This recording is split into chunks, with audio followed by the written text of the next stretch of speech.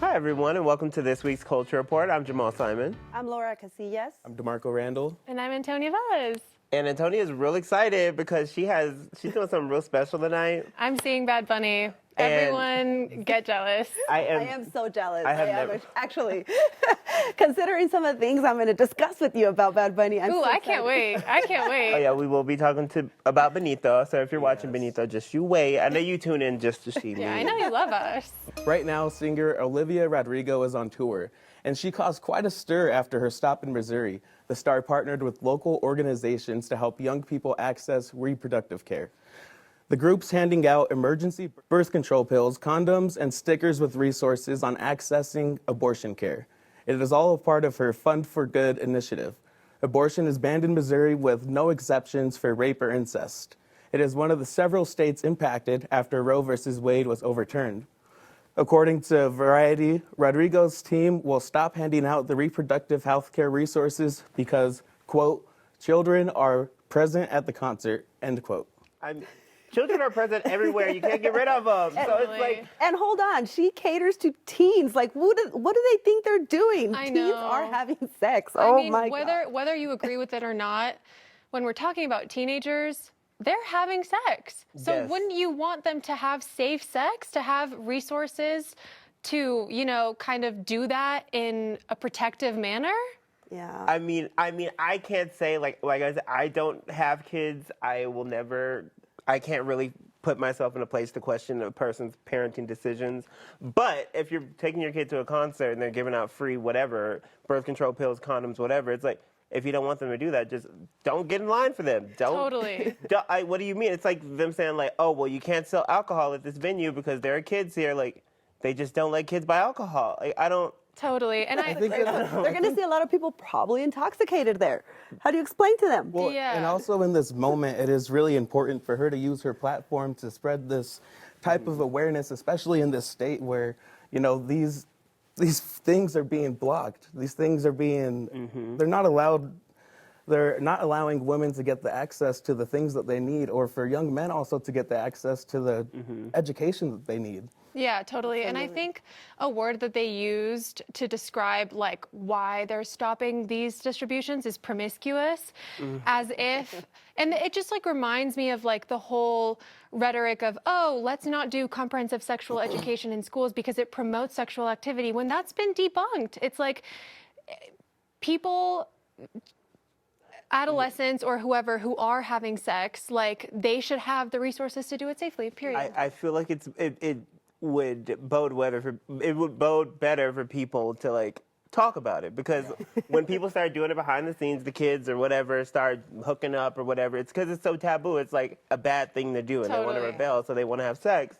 And it's like, if we talked about it from an early age, when those thoughts start popping in their mind. Let's say puberty, like when they have sex ed. If you have comprehensive sex ed, then they'll know what they need to know, and they won't be so eager to try it out. Like, they're not rebelling against anything. It's That's just a been part totally of the debunked. culture. Well, Virgilio Aguilar Mendez, a 19-year-old Guatemalan farm worker, has been released from an ICE detention center where he had been in custody for nearly 1 year.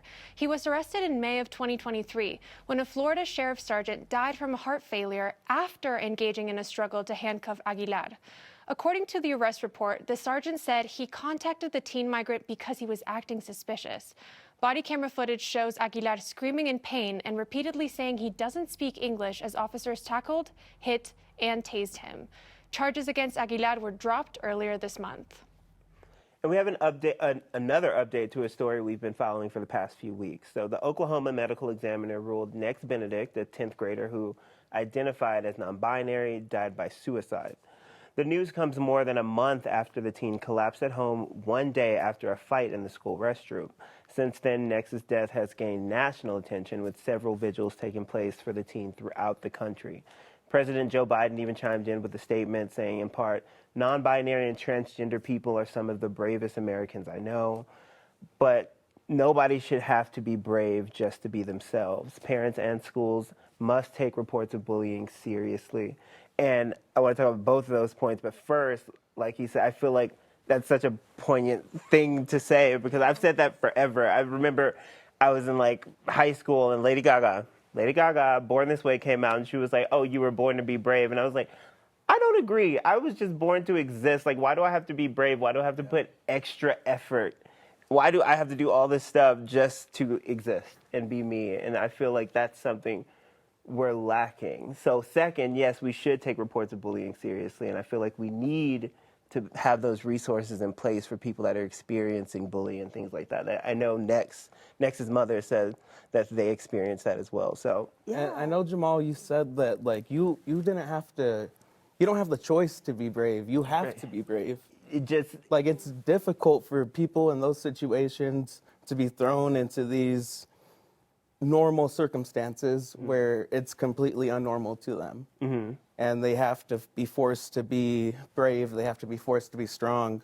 You know, they have to be themselves. And it's difficult sometimes for them. yeah, and it's like, why do I have to be brave? It's because it's like, oh, you have to be brave to survive because of all the flack you're getting from outside sources. People are bullying you. People are telling you you're wrong. Churches are saying you should go to hell. Totally. All the things. It's like So just for context real quick, Jamal, sorry. No, Sorry, you're good, good. sorry. Just maybe you can weigh us in here, but her mother did say that Benedict was being bullied after a lot of these anti-LGBTQ bills went into effect in Oklahoma, right? So whether you want to believe or not that these are actually impacting the schools and kids, you know, hearing all this rhetoric, this anti-LGBTQ rhetoric, it does push some of these kids to actually act on it. yeah, and I feel like they feel like maybe the government's against me. People at home are probably against me. The church is against. Everyone's against. People at school are against me. It's like, who's on my side? Totally. I mean, we're tracking like more than 500 anti-trans bills, more than 400 anti-LGBTQ plus bills, according to the ACLU. So, like that, like you're saying, we shouldn't need to be brave. These people shouldn't need to be brave, but because of their surroundings, their environment, they're kind of forcing them to, unfortunately. Yeah. And people are asking for help right now. Like right now, the Rainbow Youth Project USA, a national organization devoted to LGBTQ youth suicide prevention, says they saw a 238% increase in calls from Oklahoma in the week since Nex died. So usually they're used to getting like 325 calls a month. That went up to over 1,000 like after Nex So sad. died. And they said that 15% of that are parents saying like, what can I do? Like, I don't want my kid, like, what can I do at home or for my kids so they don't meet the same fate? Right. Because you just don't know what to do. And like, I don't even know if they have resources. And I know around there are resources, but I feel like people need to be more outward and intentional about them, because I've heard before like students were able to or youth were able to go see a therapist without their parents' consent. But I'm like, they don't even know how to do that. They don't know how to deal with their insurance. They don't know, like, so they're out there, but it's not comprehensive enough for them to understand how to use it. So I feel like it's really important to be intentional when it comes to those resources. Yeah, and Totally. schools should be a safe place for these kids. You know, there should be more resources, more, work towards making these places respectful and inclusive for all these students. I hate getting these senses of like just separating them, you know, based on somebody's gender identity, the way they go about themselves. So I think there's more work to be done, and those resources definitely are needed in schools. Absolutely. And if we're focusing on being brave, how can we focus on the work at hand? I'm too busy trying to survive every day. So absolutely. And for anyone that needs them, there are resources available for anyone that needs help. So you can access resources through the National Suicide and Crisis Lifeline 24/7. You'll just have to dial 988. All right, well, the number of queer adults in the United States keeps growing. According to NBC, a 2023 report shows 7.6% of people 18 and older identify as LGBTQ, more than ever before. And a big part of this increase is thanks to young women. The same report found nearly 30% of Gen Z women are queer, far more than any other group across other generations. Compared to Gen Z men, women were reportedly 3 times more likely to identify as LGBTQ. And the return of actress Neve Campbell to Scream 7 has sparked a wave of online backlash. The movie was originally going to star Melissa Barrera and Jenna Ortega, who were also in the last 2 Scream movies. But Ortega left the project and Barrera was fired over pro-Palestine comments on social media. Neve Campbell played the iconic role of Sidney Prescott in the first 5 movies. She sat out Scream 6 over a salary dispute, but now she's coming back. The reactions online were divided, with some people saying they love Campbell, but it's hard to support Scream 7 after Barrera's firing. Some fans even said they'd boycott the movie. Okay. I feel like that's valid if that's the cause you're going for. My question is, like, how far do we take this? Because we know Neve, this is her bread and butter. This is what people know her for. I mean, I personally... She's the OG. had not heard of her before today, personally. But, I mean, that's how a lot of people know her. That's how she makes her living. That's her job. So is she just not supposed to work? Is she not supposed to pay the bills? Like, I know they think it's like, you don't have to do that movie. Technically, she doesn't have to, but I don't know how much money is in her bank account. She might need, Yeah. she needs to feed herself. What do you mean? I don't know. With Barrera, like, it's also very hard to, when you're looking at even the comments that she made, the stuff that she was sharing about, you know, the Palestine and Hamas situation in Israel. It's hard to say that she was, like, taking a side. And even if she was taking a stand, like, what are you supposed to use your platform for? Like, you know, I know you need to work, and that's separate. That's your personal life. And you do have also a responsibility as a citizen to take a stand sometimes on things. But I feel like she's Latina, she's a minority, you know, she doesn't have, like, just a slap on the wrist for making a comment that maybe they were like, hey, if you're going to be in this movie, you can't do that. You know, all of a sudden they cut, you know, with her, they just were like, you know, you're fired. I don't know if the timing, you know, with Campbell coming back, supposedly it was like a salary dispute. I'm like, convenient. You fire one, and then you all of a sudden are willing. Yeah. I feel like it's also them trying to kind of like deter or like distract from what has happened. Them bringing back Neve Campbell is kind of them like hushing why they fired Melissa in my eyes. Like they're going to bring back this OG, this person that is like fans are going to be so pumped to see. But why is she back? You know? Yeah, absolutely. And Barrera and Ortega were like the main characters. So the timing of when they both left, when it was announced, it was all just very coincidental. I was like curious if Jenna did leave because she was going to do Wednesday. Like she knew about that before. So she must have said, I'm not coming back. And then Barrera, you know, got fired because who was going to watch the movie with just Barrera? They were both like the main characters. People were like really sold on it. So then they were like, oh, we'll use this perfect excuse to let her go. And then all of a sudden, we're going to pay Neve Campbell what she wants. I don't know. Something's just not adding up. I don't know. It's like damned if you do, damned if you don't. Yeah. It's like, because I know with like, if she weren't to have spoken out, fans are like, why haven't you spoken out? And it's like, you speak out, then it's like, okay, well, if I speak out, then my employer will probably be mad at me. But if I don't, the fans will be mad at me. And it's like, I need both of them to make money and exist. So Totally. It's like, I understand that it's a difficult thing to do. That's why I feel like I don't really need to push my fave to speak, because like I don't need them to say the wrong thing, because they probably aren't educated enough on it. So they might say the wrong thing unintentionally just because they were pressured to speak. So I don't know. It's a lot, but watch Scream 6 and 7. Don't watch Scream. I don't know. I'd be curious, though, if people are going to watch it, all this drama. But speaking of drama with that Oh, I know. movie. Speaking of what we're watching, I've been trying to get y'all on this, but there's been this documentary called Quiet on Set. Thank you. Quiet on Set, and it was really talking about all the dark things that happen behind the scenes at Nickelodeon. Like, it's a 4-part series, and basically the first 2 parts, well, the first part for sure was focused on Dan Schneider, who like created all these iconic shows that we know from all that, The Amanda Show, Drake and Josh, iCarly, Victoria, like Zoe 101, like everything we know, like, you know. And apparently there was a lot of stuff going on behind the scenes. Apparently, like, when you watch them now, there's a lot of adult jokes mixed in that he had the kids doing. There are a lot of zooming in on feet and having people suck feet and putting them in, like, suggestive sexual poses, like the children.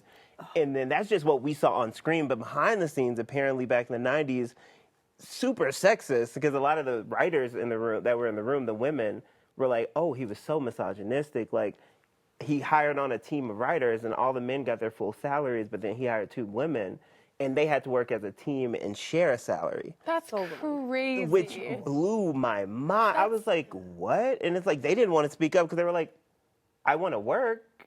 I'm on a big hit show. I don't want to stop. Totally. And I don't want to be the one to complain. But like it was just the stuff they had to go through. He was asking women to give him massages, and like it was sick. Like So sad. to It's see just that tragic. behind the scenes. Yeah. I haven't seen it, Jamal. I really want to watch it now, especially after like watching some of the highlights on it. And I even saw a scene with Ariana Grande, and it was just very disturbing what they had her do. And she was a kid, like she was so young. And I don't know, I think there should be more protections in places, you know, like these for these kids that are on these shows. Clearly, they were missing during that time. Yeah, because they also, like, the second half was mostly focused towards Drake Bell, but they were not even just him. It was like all these pedophiles running behind the scenes, like running rampant, like with these kids. And I feel like they were talking about how they just need to have more eyes on set, just more people, more background checks, being more diligent and intentional about watching kids. But yeah, a lot of what people are talking about right now is Drake Bell, because he spoke out about being the person who essentially exposed one of the acting coaches and dialogue coaches, Brian Peck, I believe his name is. Yeah. And he apparently sexually assaulted him several times back when Drake was like 15 or 16, right at the beginning of Drake and Josh. And he had remained anonymous, like John Doe, all these years because he was a minor and he didn't want it to impact his career. And he was also talking about like how it felt like nothing even happened because he walked into the courtroom and saw all these celebrities on Brian Peck's side, like, oh, we support him, and nobody was there to support him. He actually talked a little bit about it in the documentary. And I said, you will forever have the memory of sitting in this courtroom and defending this person. And I will forever have the memory of the person you're defending. He was, just talking about how he will have to live with that memory forever. And people, they also wrote character letters for him. It was like over 40 different people wrote character letters. And were like, oh, well, Brian, like, if he did this, it's because he was pushed into it. Or like, Drake had to have tempted him. And I'm like, what do you... Always blaming the victim. I'm just, this boy was It's 15. really sad. It's really sad, and I do sympathize with him. He was literally just a child, and the imbalance of power is crazy. Like, obviously, he's going to be thinking about his career. If he wanted to be a successful actor, he probably felt like this is something that he had to kind of withstand, which is so sad. And with that being said, like, I think it's important to note that Drake Bell himself has been faced several accusations of, you know, physically abusing one of his ex-girlfriends and some kind of grooming situation with one of his fans in the past. I just think that's important to note. One thing doesn't excuse the other or doesn't take from the sadness and tragedy of what happened to him. But I wonder, too, if that's all you know, if that's, like, sometimes why we sometimes repeat stuff. I don't know if that's necessarily the case. I'm not a psychologist an expert on that, but it does make you wonder, like, if everything you see, because if you see violence, you repeat violence, you know? It's something's got to be connected there, too, but again, I'm not sure. It's just unfortunate that he had to live through that as a kid. it's just sad all around. Yeah. It is a very sad situation, and it makes me have like my heart kind of go out to all those shows and the people who we kind of watched growing up, and it makes me think of the strength that they had to have to still go on set and to still perform and to, you know, do the roles that they were doing. Yeah. It must have been really difficult. And they were saying there's a lot of holes that still need to be filled now, and there's a lot of people, there's a lot of more protection that they could implement right now when it comes to child stars on set. So hopefully that's something we'll be looking forward to them improving on. Absolutely, and thank you for bringing it to our attention, because I'll be watching, Jamal. Tune in, Be y'all. watching, yes. All right, Mexican singer Peso Pluma will appear on the cover of Rolling Stone for the month of April. Peso Pluma is rewriting the rules of Mexican music. He's the first Música Mexicana artist on Rolling Stone and ranks as the #5 most streamed artist on Spotify. The star told Rolling Stone that his new record, Éxodo, will include a lot of flavors, not just regional Mexican music. And it's also a direct response to all the negative media press that surrounds him. Rolling Stone called him the biggest new artist in the world, a comment that has people divided. Ooh. The biggest story in Laura, the are world. you people? Are you people? Oh, I'm gonna be that. Are you people? A comment that has Laura divided. I think it's a lot of people because I'm like, wait a minute, that's a stretch. That's a stretch. And they even said, like, they went as far as saying he's the future of Mexican music. And I'm really proud of what he's doing to this genre, like really putting it out there. This, this platform is giving room to this music. But when I hear what people, I'm sorry, Jamal, I'm going to call you out on this because you were like, oh, he's famous for corridos. The Rolling Stones article. I was quoting an article. But Regional Mexicano is much more than these corridos. If people aren't aware of what these are, they basically, a lot of them highlight and, glorify a lot of the narco world. So we're more than that. Regional Mexicano covers ranchera, it covers cumbias norteñas, it covers a lot more genres a lot more stuff than just corridos. So, and also it's not the stories that describe all Mexican people. Not everybody are, involved in cartels and all this violence. Mexico is more than that. And I just feel with this kind of platform, it's kind of highlighting the bad things. I mean, and I will say, like, I totally get that, especially like being from Colombia, the whole like narcos, drug cartel thing is so overplayed. I'm bored. Let's move on. With that being said, though, violence and violent references in music aren't anything new. It's so overplayed, even within like English speaking artists and artists from all around the world. So it's like when I saw this headline, I was like, how cool is it that a 24-year-old Mexican is on the cover of Rolling Stone and is being like given all of this attention? Like, I feel like I've sometimes felt kind of equally conflicted when it comes to other Latino artists that get recognition. I'm like, maybe there's other artists that have, more merits in that sense. But I'm not going to complain if I'm seeing someone represent my culture and actually being invited into spaces that they haven't before. Yeah, no, I totally get it, and the reason I'm like thinking about this is because I know we've talked about Bad Bunny, and he degrades women in a lot of his music. A lot. Let me just say, the same thing with violent references is the objectification of women is nothing new in music and outside. Just because it's not new doesn't mean that it should be tolerated, which I know you believe as well. I totally agree with that. Yeah. However, I will say with Bad Bunny specifically, he has literally written songs about how difficult it is to be a woman in a world where, like, in a world that's so sexist and that has so many pressures. But after he degrades them. And see, we can't win them all. I know. I'm just saying, Bad Bunny and Peso Pluma, they're no Freddie Mercury. Neither of them. And girl, I feel like those artists. No one said that. So to say that they're the best, they're popular. Let's make that clear. They're popular. They're not the best. That's just my opinion. These artists, like Freddie Mercury, they went into people's homes. By their music, by the way they sang, they were good artists, amazing artists.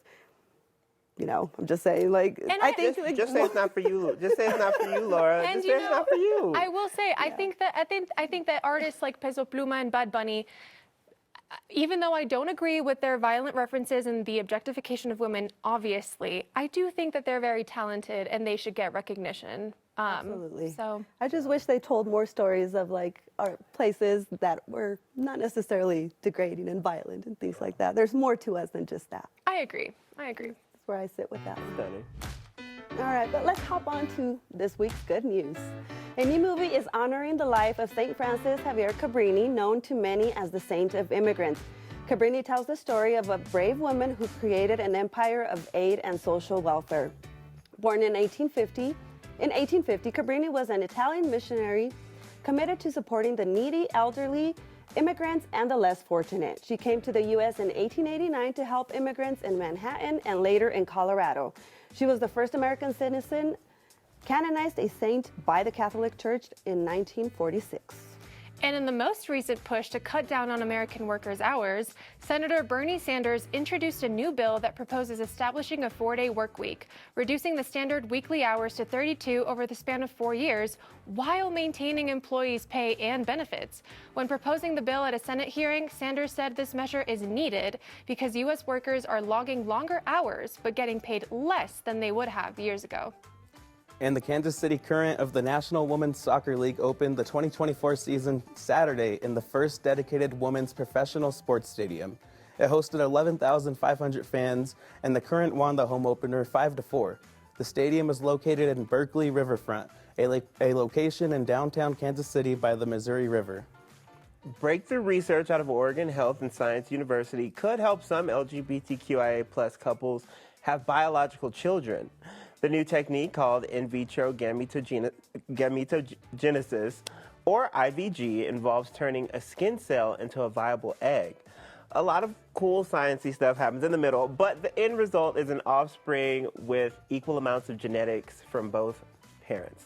So they're making progress, but there's still years to go before, they can put this to any clinical use. So That is so Science. awesome. I love science. I know we love science. Science really comes through all the time. It's kind of crazy. Absolutely. And quick mention, we're so close to Beyonce. She dropped her album cover, and she also said something real quick. She said she said it's not a country album, it's a Beyonce album. So I can't wait. And she also can't wait. And she said she's been breaking all these records for she's the first black female to be on top of the country charts. And she's like, I can't wait until we get to a time where someone's race doesn't need to be associated with them breaking records. It becomes a regular thing. So I'm with you, Beyonce. We're all with you. I knew we couldn't get through a show without you mentioning Beyonce. I know. I love it though. It's great. And I'm pumped I want to see this trend start to happen. I want to see more stadiums built for, these women in sports. It's so Absolutely. I don't know. I don't know the right word, but I don't like it that these women have to share stadiums all the time. They should have the same professional equipment environment that these men have. And Totally. pay. And pay. And Exactly. Pair women. And All right. recognition. Thank you guys so much for joining this week's Culture Report. We'll be back to continue the conversation next week right here on 9 News Plus and 9news.com.